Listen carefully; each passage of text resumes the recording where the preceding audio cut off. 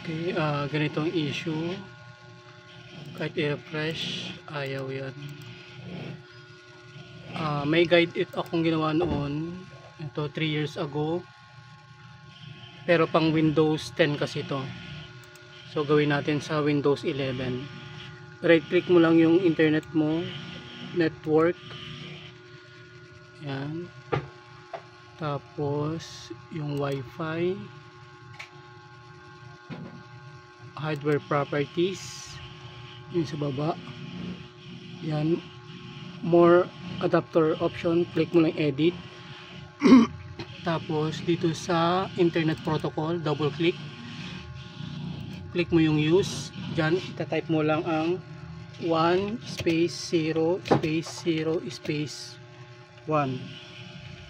Tapos sa baba naman yung sa alternate, 1 space 1 space 1 space 1. Ganun lang. Click mo yung OK. Okay.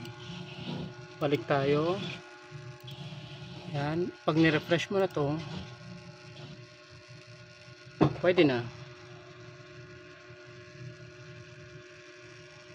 DNS lang kung ayaw mag-install ng VPN.